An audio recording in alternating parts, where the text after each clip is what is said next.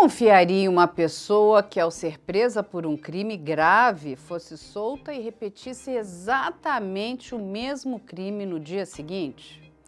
Essa é a história de Adriana Catarina Ramos de Oliveira, de 61 anos. Ela é uma jornalista que foi flagrada cometendo injúria homofóbica e reincidiu no crime logo após ser liberada pela Justiça. Esse caso tomou notoriedade nas redes sociais, principalmente pelo escândalo feito por ela nas ocasiões onde disseminou aos gritos ódio e preconceito.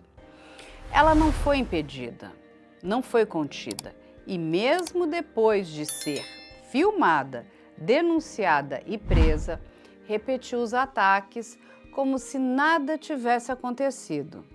O que leva uma pessoa a isso? E mais, o que explica uma justiça que assiste e não age com a devida severidade?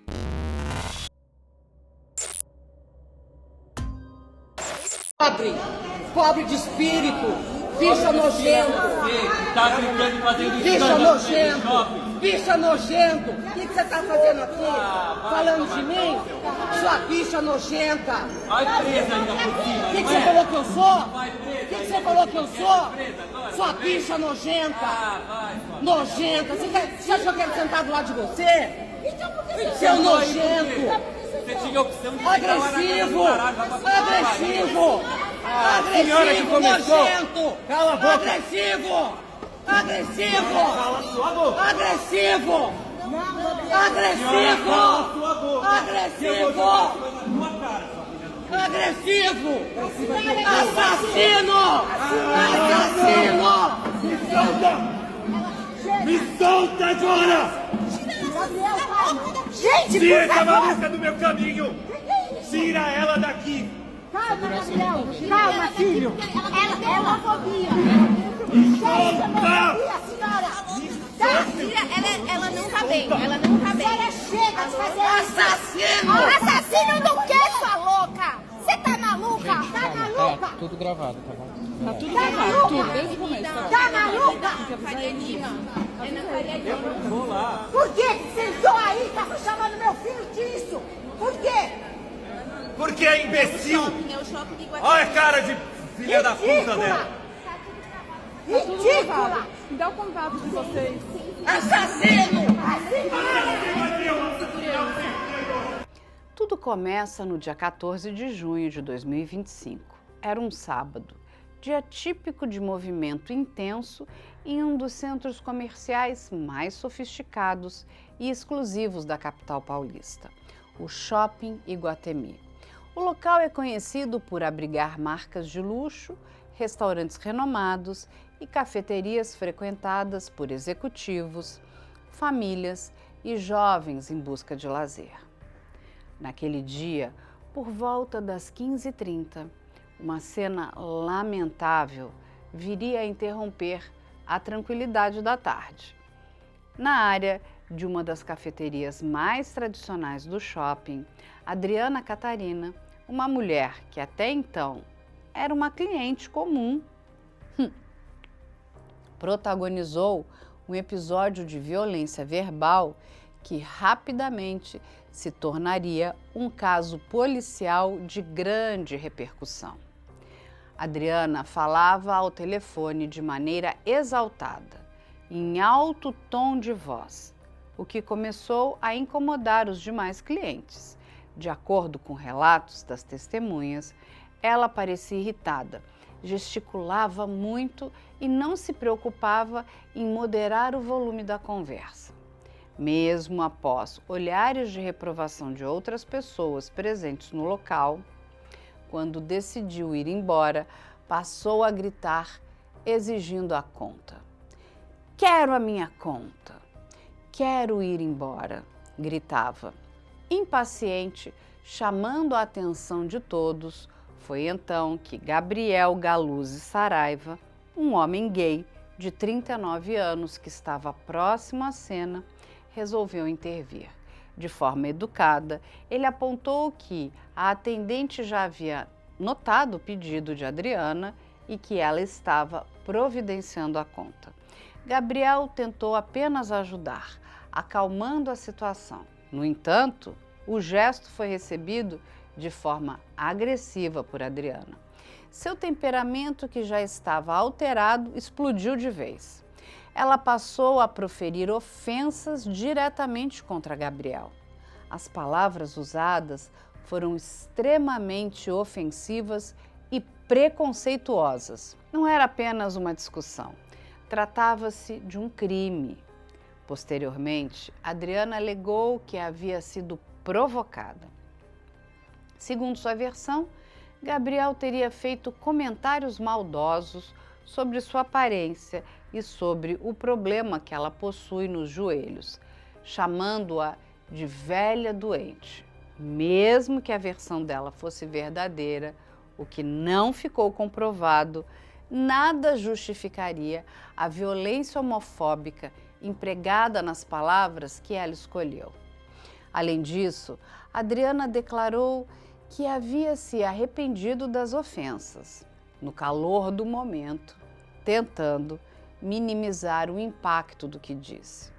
Mas o dano já estava feito. As ofensas proferidas não foram simples xingamentos. Elas atingiram diretamente a identidade de Gabriel, carregadas de preconceito, reforçando estereótipos e alimentando um discurso de ódio.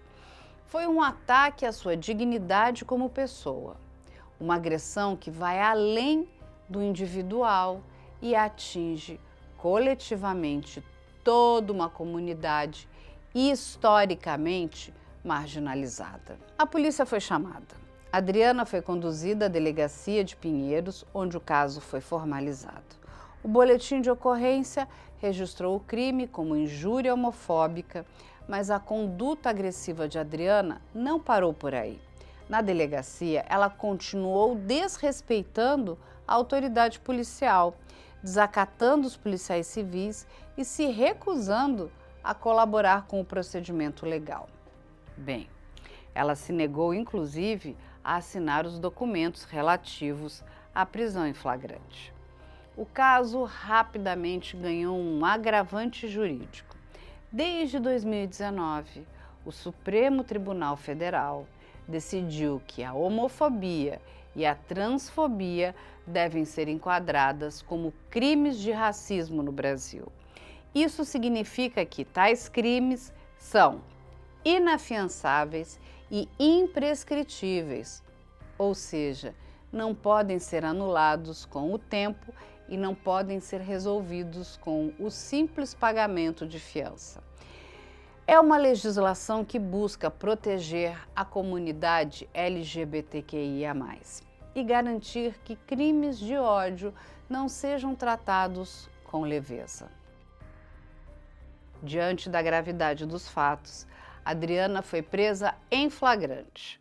O crime de injúria homofóbica, ainda que individual, carrega a mesma seriedade de um ataque coletivo. A prisão foi considerada necessária e proporcional pela autoridade policial. No mesmo dia, Adriana passou por uma audiência de custódia, procedimento no qual um juiz avalia as circunstâncias da prisão e decide sobre a manutenção da detenção ou a possibilidade de liberdade provisória. Bem, o juiz determinou que Adriana poderia responder ao processo em liberdade, mas com 3 condições obrigatórias: comparecimento mensal ao fórum para justificar suas atividades, comunicação prévia ao juízo sobre qualquer viagem que dure mais de 8 dias, proibição de frequentar o shopping Iguatemi, local onde o crime aconteceu. A decisão, embora baseada no entendimento jurídico da situação, deixou no ar uma dúvida. Essas medidas seriam suficientes para evitar novos ataques? Seriam essas condições simples capazes de impedir que Adriana repetisse comportamentos semelhantes? A resposta para essa pergunta não demoraria a chegar. No dia seguinte, os desdobramentos desse caso trariam novos capítulos que escancaram ainda mais a extensão da violência praticada por Adriana Catarina. O que poderia ter sido um alerta para conter novas agressões se mostrou, na verdade, insuficiente. Menos de 24 horas após a audiência de custódia, onde Adriana Catarina havia recebido liberdade provisória com condições simples, ela voltou a cometer o mesmo crime. Dessa vez, a violência verbal não aconteceu em um espaço público, como o shopping. O palco foi o próprio condomínio onde Adriana mora, localizado no bairro de Higienópolis, uma das áreas mais tradicionais e nobres da cidade de São Paulo.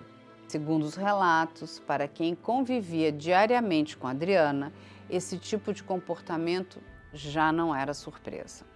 Moradores e vizinhos começaram a relatar que os ataques e insultos não eram episódios isolados. Pelo contrário, muitos afirmaram que Adriana já tinha um histórico de atitudes hostis, com um padrão de comportamento agressivo e ofensivo direcionado a vizinhos, especialmente aqueles que faziam parte da comunidade LGBTQIA+.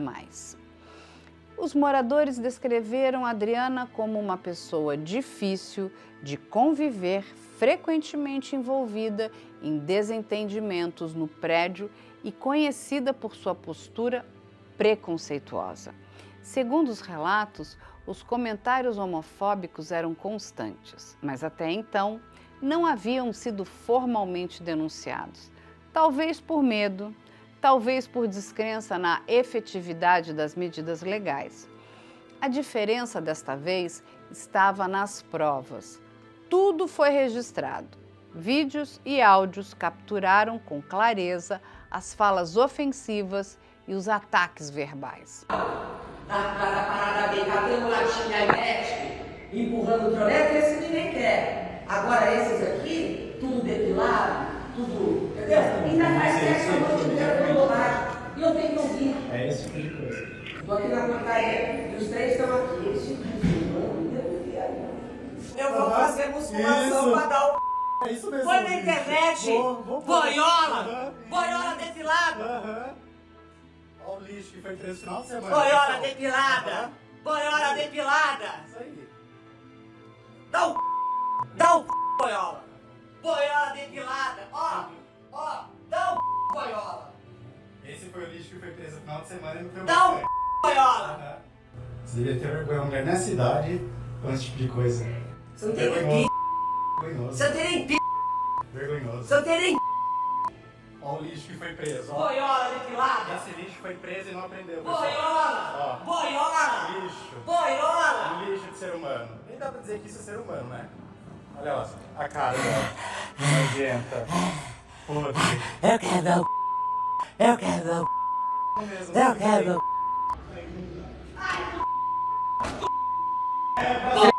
Você tá querendo voltar pra cadeia, tá querendo voltar pra cadeia, sua imunda. Você é uma imunda, você é uma imunda. Graças a Deus que você tá indo embora. Graças a Deus. Ela foi presa e ela tá querendo voltar pra cadeia, imunda. As vítimas desta vez foram Gustavo Leão, Danilo Cavalotti e Matheus Câmara, todos moradores do mesmo edifício. Eles já vinham lidando com a postura agressiva de Adriana, mas decidiram que era o momento de agir. Eles registraram boletins de ocorrência na delegacia de Pinheiros, a mesma onde Adriana havia sido levada no dia anterior. Diante das evidências, com áudios e vídeos incontestáveis, os moradores esperavam que finalmente uma medida mais rigorosa fosse aplicada. Afinal, tratava-se de uma reincidência imediata. A situação era grave. O sistema de justiça havia dado uma primeira chance, que foi prontamente desrespeitada. Apesar da clareza das provas e da reincidência, Adriana apenas foi ouvida pelas autoridades e liberada mais uma vez. nenhuma nova medida restritiva foi imposta, nenhum pedido de prisão preventiva foi acolhido. Nenhum tipo de monitoramento eletrônico foi sequer considerado naquele momento. O que parecia evidente, a necessidade urgente de uma ação mais dura que garantisse a segurança das vítimas e interrompesse a sequência de ataques, foi ignorado. Essa decisão, ou talvez a falta dela, deixou uma sensação de impotência entre os moradores e vítimas. Era como se o sistema de justiça estivesse dizendo que, apesar da gravidade dos fatos e da reincidência, a liberdade de Adriana seguia acima da proteção dos agredidos. Para quem acompanhava o caso, restavam perguntas incômodas. Até quando? Quantas vezes mais? O que seria necessário para que as medidas legais realmente surtissem efeito? O episódio no condomínio escancarou a urgência de refletir sobre a efetividade das punições e sobre o quanto as vítimas de crimes de ódio ainda se sentem desprotegidas, mesmo após denúncias formais e evidências concretas. E, infelizmente, essa história ainda não havia terminado. A decisão da justiça parecia, em um primeiro momento, razoável. Ela estava proibida de retornar ao shopping onde o crime havia ocorrido. Mas, olhando com mais atenção, era uma decisão limitada superficial. O foco foi exclusivo no local da primeira agressão. Como se o problema estivesse no ambiente e não no comportamento da agressora. Não houve nenhuma restrição quanto à convivência de Adriana com os vizinhos do seu próprio condomínio, onde, como ficou evidente no dia seguinte, a reincidência estava prestes a acontecer. Nenhuma medida de afastamento foi imposta. Nenhuma barreira foi criada para proteger as vítimas potenciais, que, naquele momento, viviam literalmente sob o mesmo teto que Adriana. E mais grave, não foi feita nenhuma análise de risco, nenhuma avaliação psicológica, nenhuma investigação sobre o histórico de comportamento da agressora. Era como se o caso fosse um evento isolado, quando, na prática, era parte de uma conduta reiterada. Este caso escancara não apenas a violência de um ato homofóbico, mas também um problema estrutural mais profundo. Falhas de interpretação e aplicação da lei. E o Brasil, infelizmente, é o país que mais mata pessoas desse grupo no mundo. Os números são alarmantes. São centenas de vidas interrompidas todos os anos e por trás dessas estatísticas existem histórias de pessoas que foram silenciadas, perseguidas, agredidas, muitas vezes começando exatamente com as ofensas verbais, que o sistema ainda insiste em tratar como pequenas. Quando a justiça falha, toda a sociedade perde. Falha quando é branda, falha quando hesita, falha quando minimiza, porque decisões brandas alimentam o ciclo da violência. A impunidade fortalece o agressor. A omissão institucional dá permissão para que o preconceito continue ocupando espaços que deveriam ser seguros. A rua, o trabalho, a escola, o próprio lar. Especialistas em direitos humanos alertam: a homofobia precisa ser combatida com a mesma força que se combate o racismo, a misoginia, o machismo, a xenofobia e outras formas de discriminação estruturais. Não pode haver relativização, não pode haver tolerância. Você já se perguntou como começa uma agressão homofóbica? Ela sempre explode de repente?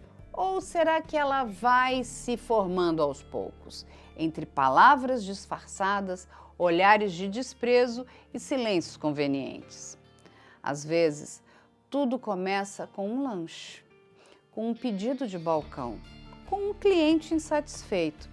Foi assim que aconteceu na noite de 20 de novembro de 2020, na unidade da padaria Dona Deola, localizada na zona oeste de São Paulo. Um lugar conhecido por ser frequentado por famílias, profissionais liberais e estudantes da região. Um ambiente onde, teoricamente, as pessoas vão para descansar, tomar um café, comer alguma coisa. Mas, naquele dia, ironicamente, o Dia da Consciência Negra, a tranquilidade deu lugar ao caos e a violência verbal que se seguiu revelou muito mais do que um desentendimento. Escancarou um caso brutal de homofobia e racismo, protagonizado por uma mulher branca de classe média alta, com formação superior e um discurso de ódio tão explícito quanto estarrecedor. Lidiane Brandão Biezoc, de 45 anos, entrou na padaria, aparentemente embriagada. Começou a gritar com funcionários, reclamava do atendimento, reclamava da comida, reclamava de tudo. Testemunhas contam que o clima ficou tenso rapidamente. Um funcionário tentou acalmá-la. Outros clientes se levantaram para pedir respeito. Foi quando ela virou o alvo dos seus ataques. As câmeras de segurança e vídeos gravados por celulares capturaram tudo.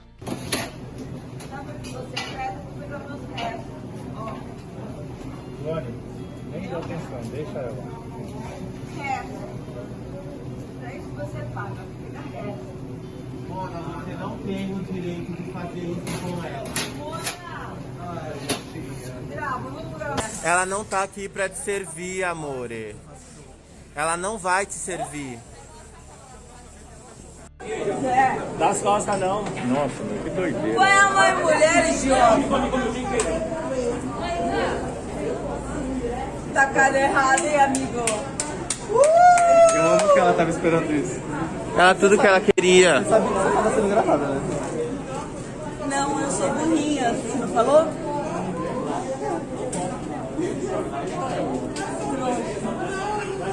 Quer mais apresentação? Por quê? Você tem medo? Você é burro! Você é ignorante da justiça, ignorante. Tenta me bater, tenta! Tenta! Eu nunca vou nem te...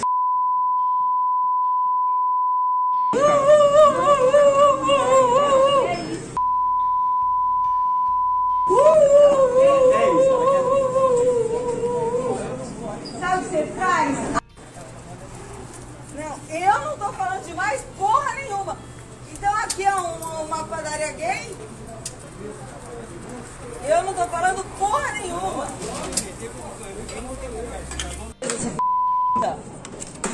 O que você quer tacar? Você quer tacar, seu filho da... Você quer tacar? Deixa ela bater. Deixa pra provar, deixa. Palhaço! Deixa. Quer tacar coisa? Quer tacar? Perturbada. Coisa, eu taco mais, seu palhaço! Não põe a mão numa mulher, seu filho da... Agressão à mulher!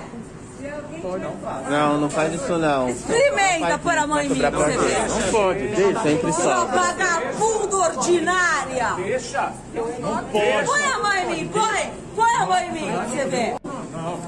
Meu, cadeia, ó. Cadeia. Lidiane foi presa em flagrante, mas como acontece com frequência, a história não acabou aí. Ela foi solta pouco tempo depois. A defesa alegou que Lidiane estava em surto e que ela sofre de transtorno bipolar. pediu exame de insanidade mental e a justiça acatou parcialmente. Determinou avaliação psicológica, mas não considerou o surto suficiente para anular a gravidade do que foi dito e feito. Na esfera civil, Lidiane foi condenada a pagar indenização por danos morais a um dos atendentes. Valor simbólico, R$5.000. Mas na esfera criminal, ela ainda responde por injúria racial, homofobia, lesão corporal e desacato à autoridade. Até hoje, 4 anos depois, o processo criminal ainda está em andamento. Essa lentidão judicial levanta questões que ecoam o caso de Adriana Catarina. Afinal, até que ponto uma pessoa pode humilhar, agredir e ofender com base em preconceito e sair praticamente ilesa nas instâncias institucionais? Quando o ódio não encontra barreiras, a pergunta é direta e incômoda. O que acontece quando o preconceito não encontra limites? Quando o discurso de ódio, a homofobia e a intolerância não são interrompidos por ninguém, nem pela justiça, nem pela sociedade, nem pelas instituições. A resposta pode estar em um dos casos mais tristes e revoltantes da história recente do Brasil: o assassinato de Alexandre Ivo Rajão, de apenas 14 anos, em São Gonçalo, região metropolitana do Rio de Janeiro. Um menino inteligente, afetuoso, estudioso.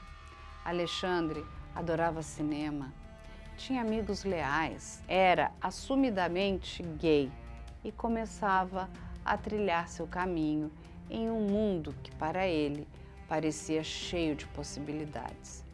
Mas ele também vivia cercado de olhares tortos, era alvo de chacota na escola, sofria bullying, era insultado por vizinhos, como tantos outros adolescentes LGBTQIA+. Alexandre aprendia cedo a andar com cuidado, a medir palavras, a tentar não provocar.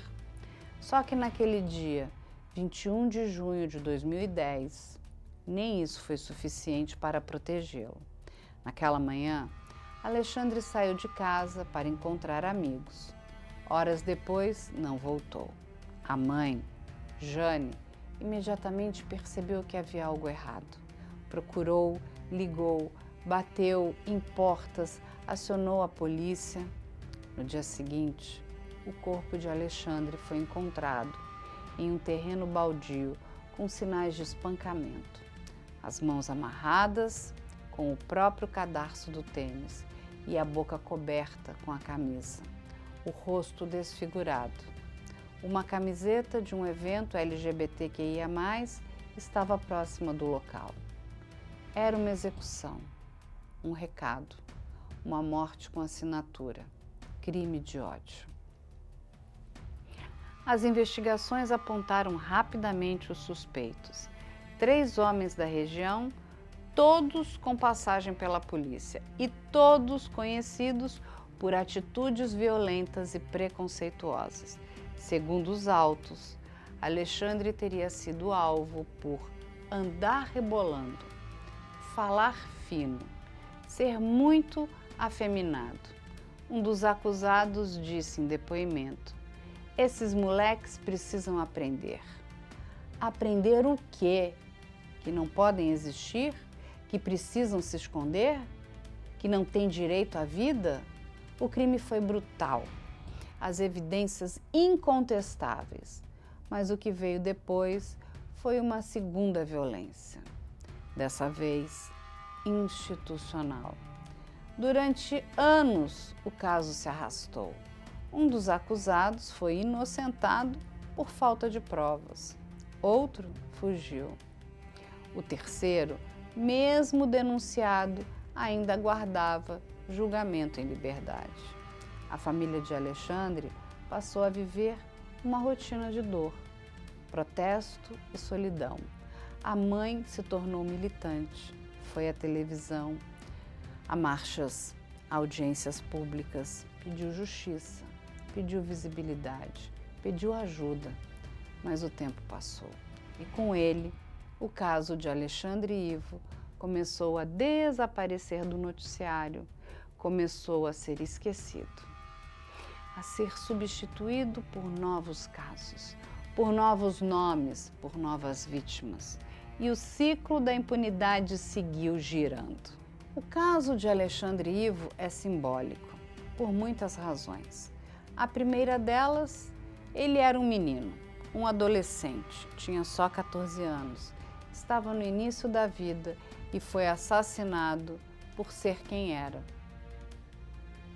Não houve discussão, não houve ameaça, não houve confronto, houve apenas ódio e sangue.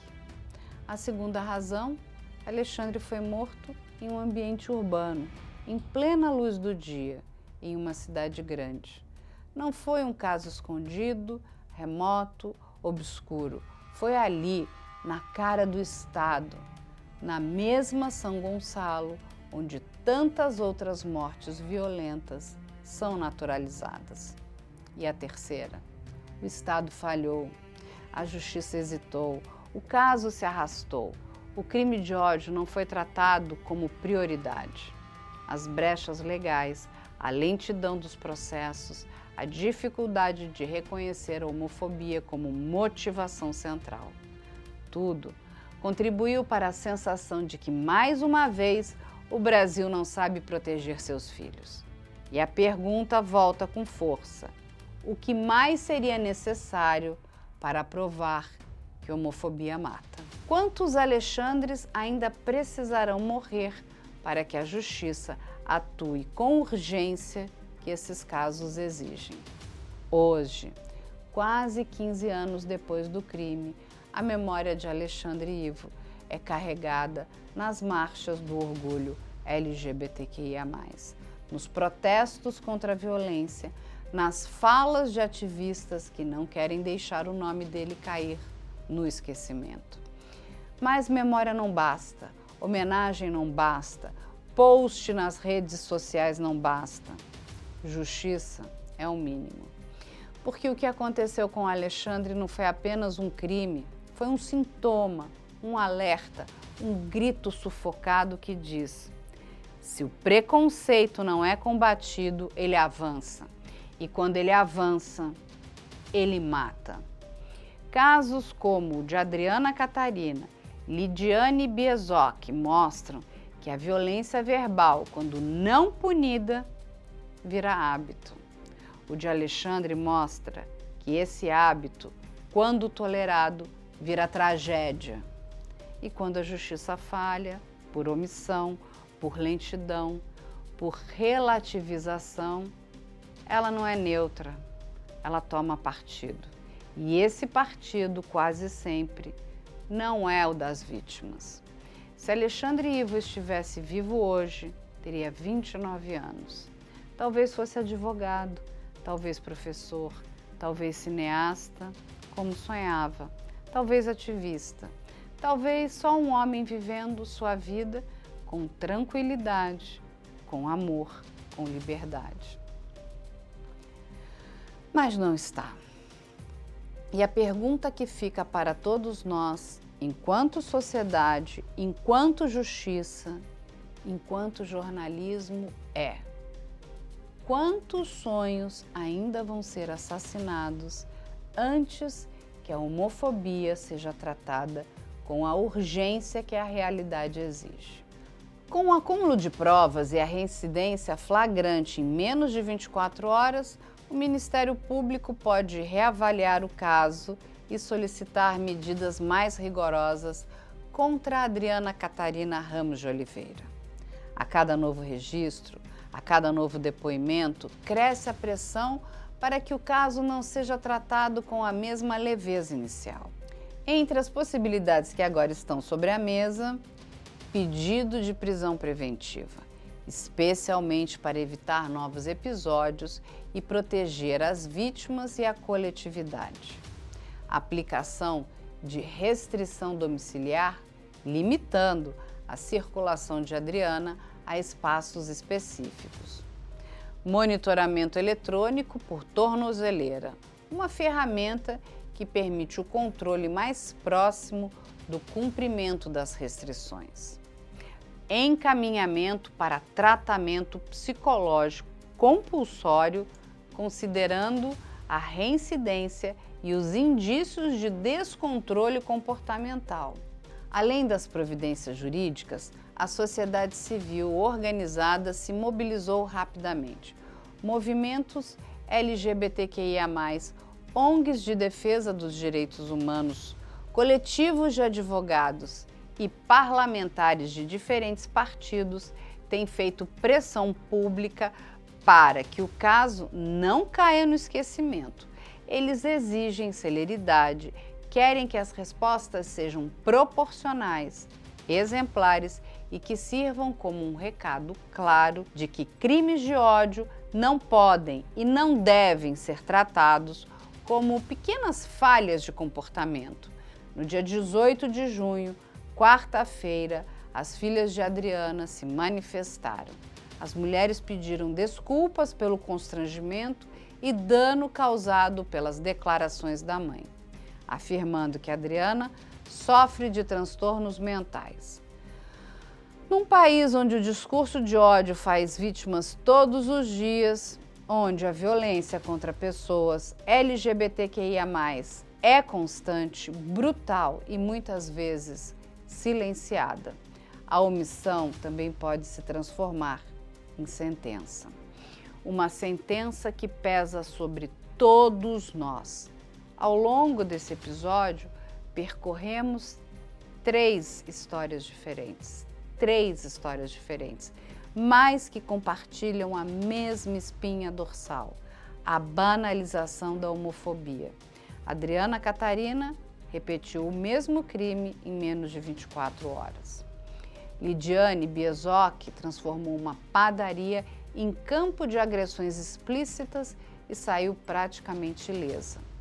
Alexandre Ivo, com apenas 14 anos, foi assassinado por existir, por ser quem ele era. E até hoje, sua mãe espera uma resposta definitiva do sistema de justiça.